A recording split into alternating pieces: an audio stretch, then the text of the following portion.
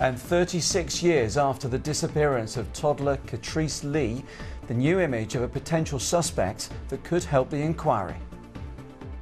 I would hope that this is possibly the missing piece of the jigsaw, and it will make the puzzle complete and we get the answers that I think as a family we deserve.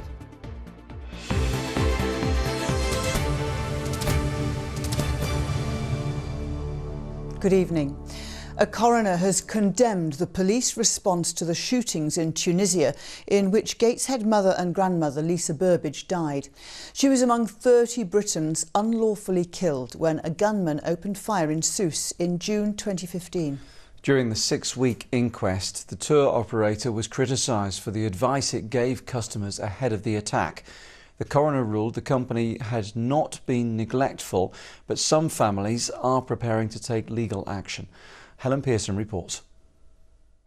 Lisa Burbidge was a loving mam in a million, say her family, and unlawfully killed, said a coroner today. Over the past 7 weeks, Judge Nicholas Lorraine Smith and families of the victims of the Sousse attack heard shocking evidence about the level of security at the Imperial Maraba Hotel at the time. The level of terrorist threat in Tunisia had been escalating for some time prior to June 2015. This included a failed suicide bomb attempt at a beach in Sousse. Then, following the terrifying events at the Bardo Museum in March 2015, the Tunisian Minister of Tourism issued a letter requiring hotels to improve security measures.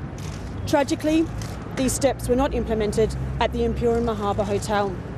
The coroner rejected a finding of neglect against the tour firms and the hotel. TUI said major changes have since been made to security and advice for travellers. What happened on that tragic day on the 26th of June 2015 in Tunisia shocked and devastated all of us. Our immediate heartfelt condolences went to the families and friends of those so tragically affected. The coroner talked about the way travel advice should be provided, and since then we've now got travel advice, the link to the FCO campaign on virtually every one of our pages on the website, in our brochure, in all of our communication with customers. Earlier, the court heard harrowing evidence from Lisa's friend Jennifer McDean, who was on the beach with Lisa when they heard what they thought were firecrackers, but turned out to be the gunman. A 3D animation was played to the court showing where Lisa spent her final moments before being shot close to the indoor pool and gym. The inquest heard how Tunisian police could have stopped the attacker within 3 minutes, but spent 8 minutes trying to find more weapons, a delay the coroner described as deliberate and unjustifiable. They finally arrived at the scene 30 minutes after the alarm was raised. By then, the gunman had killed all 38 of his victims. Ian Jennison from Cramlington was staying at a neighbouring hotel as the killing spree unfolded. At the time, I did think it took a long time to react. Obviously, when you're under them conditions, every minute seems like an hour. I think the only person to blame was the terrorist at the time. I don't believe in, personally, that the tour operators could have done anything else. But that hasn't stopped 22 families today launching legal action against TUI, as the travel industry does what it can to learn from that dreadful day. Helen Pearson, ITV News. The disgraced former Sunderland footballer Adam Johnson has launched an appeal against his conviction and sentence for child sex offences. The 28-year-old was jailed for 6 years last year after admitting grooming and kissing a 15-year-old fan. He was also found guilty of a further charge of sexual activity with the teenager. Our correspondent Greg Eastdale was at the hearing. It is 342 days since Adam Johnson was last seen dashing past the cameras into Bradford Crown Court on the morning he was jailed for his child sex crimes. But today, his lawyers were at London's High Court attempting to launch an appeal for a second time. Johnson himself wasn't at the hearing, but his parents, sister and ex-girlfriend Stacey Flounders all were, to hear almost 2 hours of submissions arguing both against his conviction and also his sentence. It was thought a judgment might be given today, but it was deferred until a date yet to be fixed.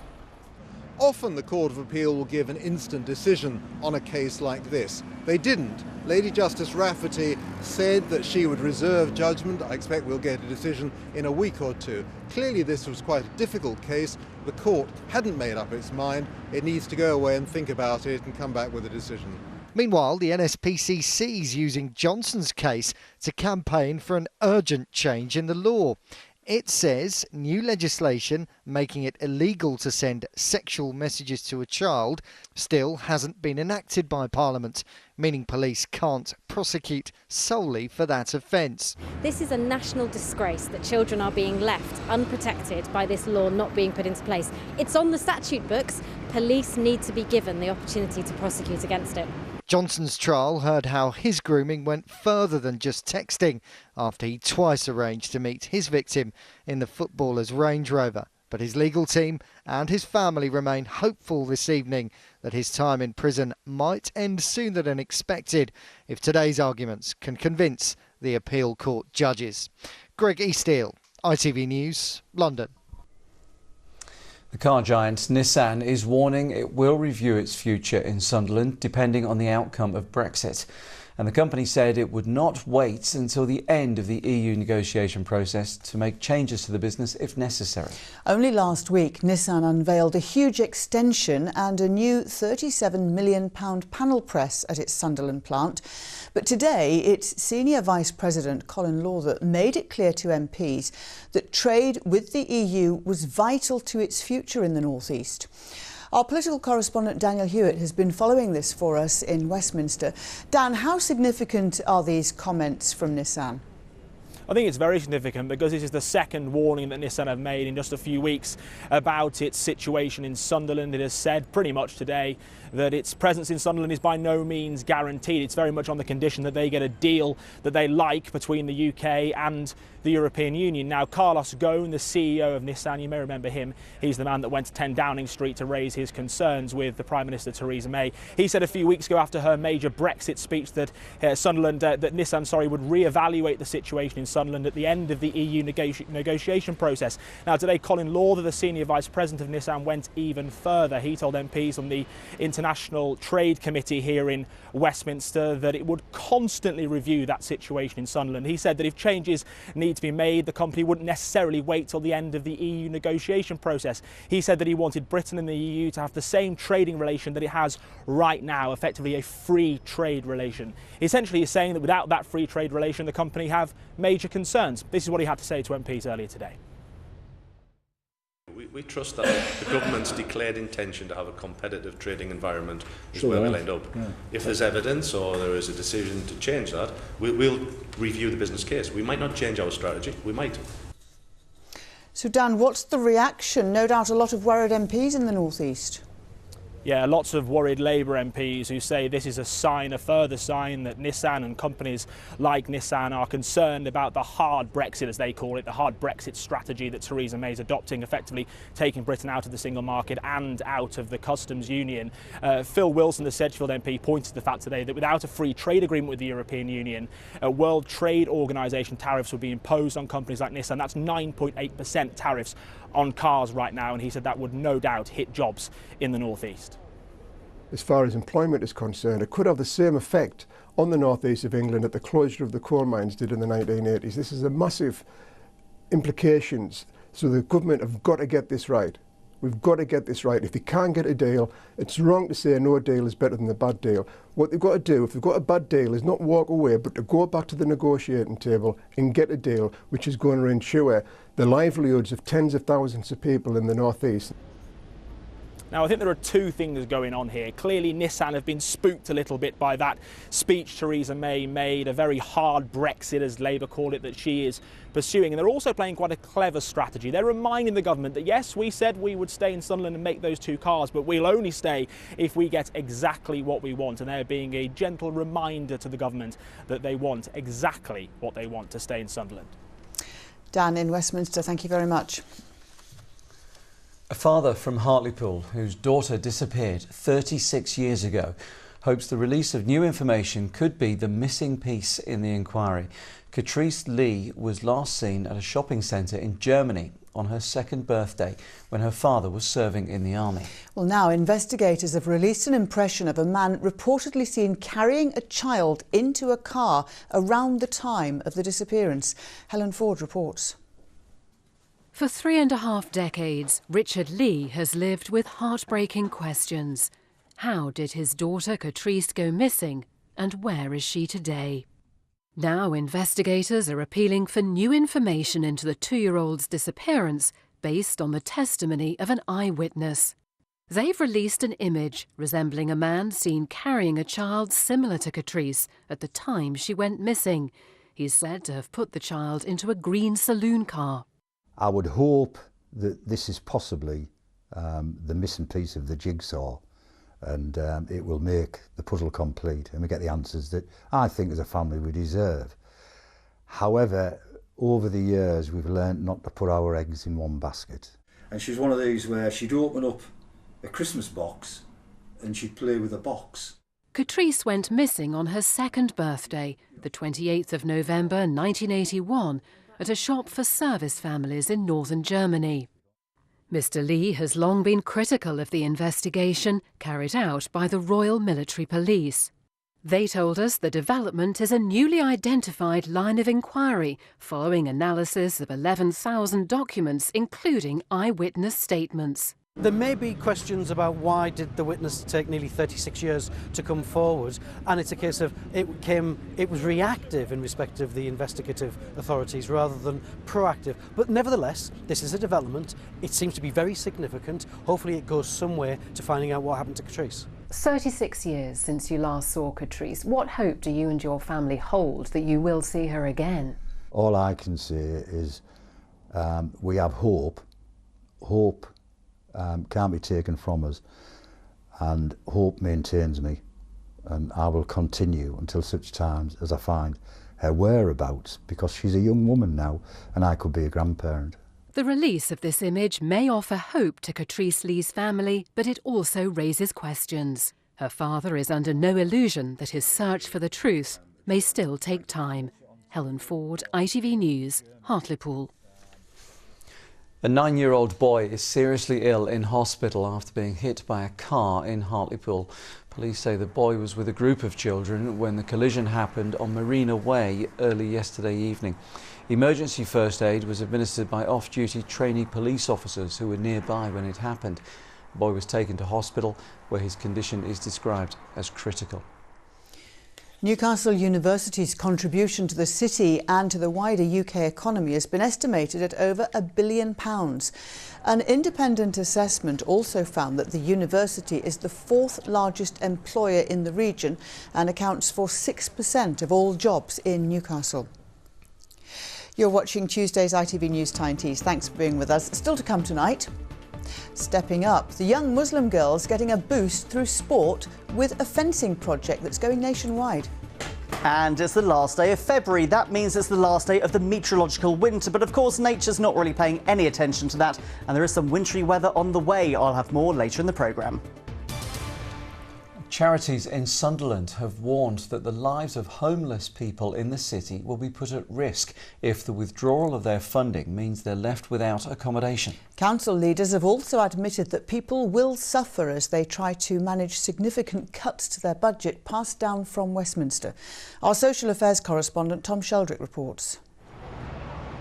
The safety net that's been there to catch so many of the most vulnerable may be about to disappear here in Sunderland.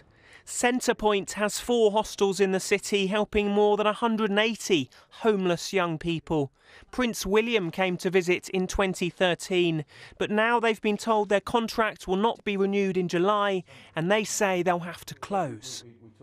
There's going to be a gap in service, and it's going to put very vulnerable young people at risk. If you rough sleep, your life is at risk. And, you know, we talk about people who rough sleep having 20 or 30 years life expectancy less than others. That's just intolerable in a city like Sunderland. But the local authority insists there's little it can do. Back in 2010-11, Sunderland City Council had £784 million to spend. But the government has been tightening budgets ever since. And this coming year, it'll be just £610 million. And that means increasingly difficult decisions. People will suffer. It gives me no pleasure in saying that, and I hope I'm wrong. But I can't see how it'll be otherwise, because at some stage the wheels have to come off, because we have insufficient money to deliver anything. So the future of the Salvation Army's Swan Lodge Lifehouse is also in doubt. 18 months ago, Steve arrived with massive drug and alcohol problems. With their help, he's now at college. People like myself and people at Swan Lodge, we've lost our voice. That's why we're in the trouble that we are, because we've lost the ability to speak for ourselves, to look out for ourselves. To then have our leaders turn their back on us and just, walk on by as if this problem it's not really there. It's wrong, man. Sunderland's councillors will meet to agree their budget tomorrow. The stakes for many in this city could hardly be higher. Tom joins us now. Tom, why is this happening? Ian, the simple answer is it's about austerity. The government told us today that it's giving Sunderland more than £880 million up to 2020. Those figures sound very big, but they're actually a significant reduction on what's come before. And it's essentially local authorities are not being able to do what they used to do. Sunderland City Council, though, says the end of contracts for charities like Centrepoint does not mean the end of all services for homeless people. But with lower budgets, future plans are going to be more focused on prevention rather than reacting to these crisis situations. Other services are wary of an impact as well. What possible impact will there be on domestic violence services in Sunderland? Yeah, this is all part of the same picture. We've heard particularly from the charity Wearside Women in Need, who say that the withdrawal of their funding would mean that Sunderland could be left without a refuge for domestic violence victims. The council's told us today any suggestion that funding and all services are ceasing is frankly wrong, but a range of providers are working more closely together and pooling funds. These charities, though, don't accept that that solution is good enough.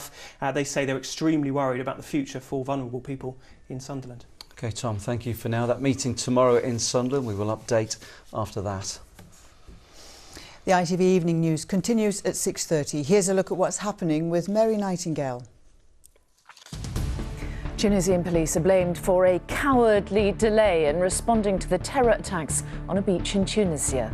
30 British holidaymakers died in Sousse. A coroner today ruled their deaths were unlawful.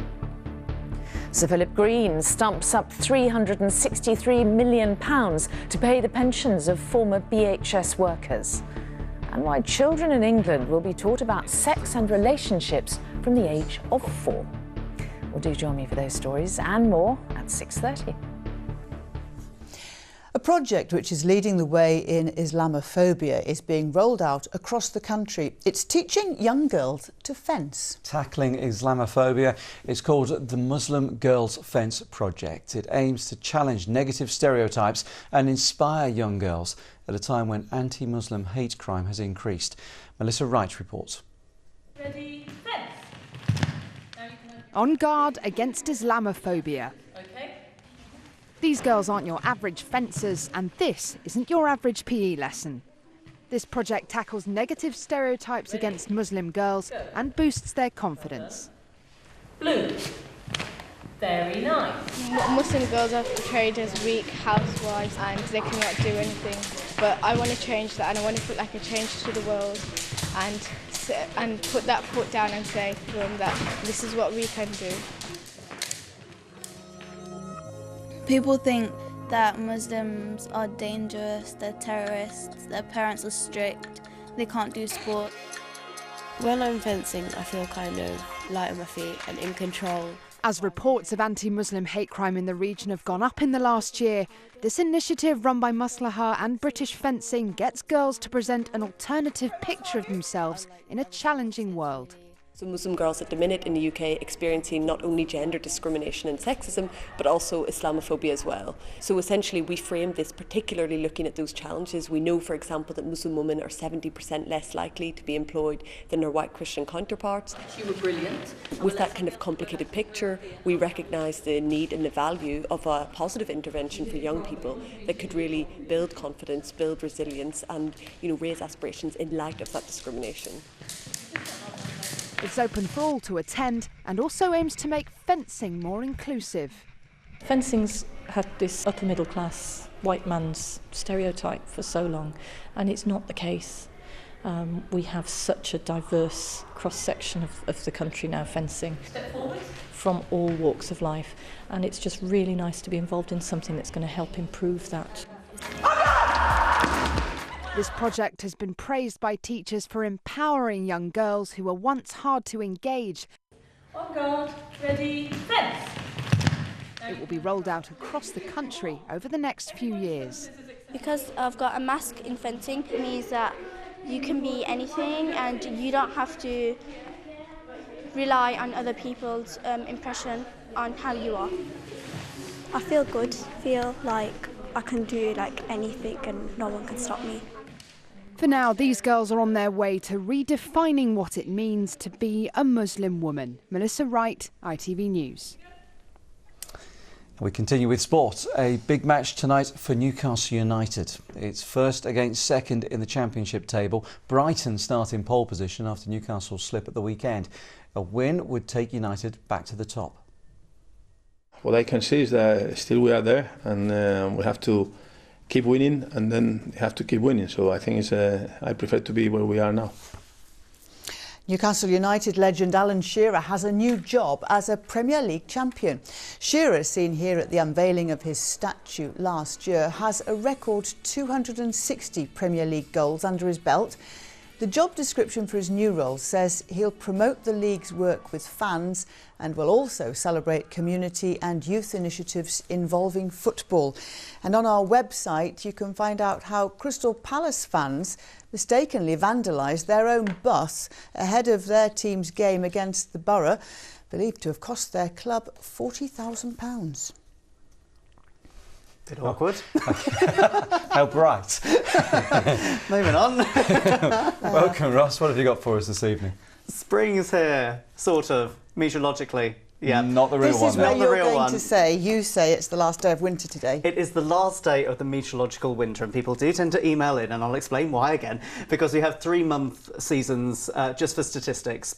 And at the moment, winter, December, January, February, there you go, worked it out, is looking like it was milder and drier than average, which is unusual. Normally milder conditions come with wetter temperatures because it comes in from the west and we get colder, drier conditions. But yes, it's looking a bit unusual. We'll confirm that over the next few days. But yes, technically, tomorrow is the start of the meteorological spring. Let's take a look at what the weather did today, because actually, not too bad. We did see some showers coming in from the west, some of those wintry, but for many of us, it was beautiful blue skies across the board. In fact, if you stayed out of the breezes, little caveat there, it wasn't too bad. There was plenty of sunshine to be had, and actually, this is York Minster here, taken by Gary Hornby. The plants are starting to sprout out. It is looking like well, Mediterranean-like at Saltburn, I would say. Wouldn't you agree? Some nice photographs coming in, aren't there? It's some beautiful. As soon as it starts doing this, it's people start sending in the photos, and you feel spring's here. But the cold weather has got a little way to go yet. Here's your forecast.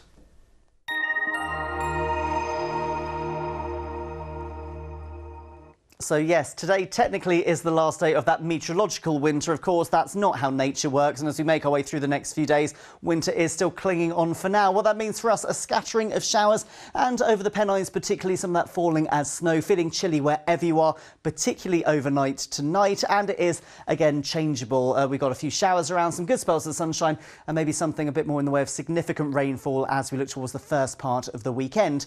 But for now, generally dry as we make our way through the evening and overnight, with that colder air coming down from the north. This area of low pressure has been with us for a few days now, keeping things on the unsettled side in theory, but actually to the east of higher ground, away from the showers and the more blusterier conditions. It's actually not too bad. We have seen the sunshine today. Even in that sunshine, though, temperatures have been struggling. So yes, as we head through this evening and overnight, it really is a repeat performance of last night. We see a few showers dotted around, fair bit of cloud. That's dropping its way down towards the south, and behind that we get clearer skies, lighter breezes. That will allow those temperatures to dip right down. Last night in parts of North Yorkshire down to around minus 2.5 degrees. And again, we're going to see that tonight as well. These are the values for towns and cities hovering at around freezing, with the risk of some patches of mist and fog starting to form as we head through the early hours and into tomorrow morning.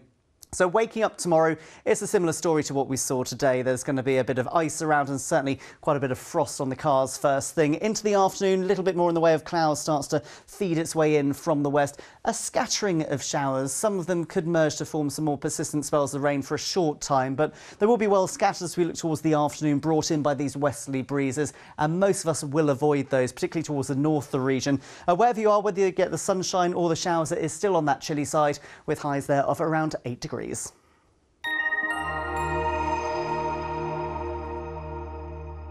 Thank you, Ross. There's your news, sport and weather. In just a moment, the national and international news with Mary Nightingale.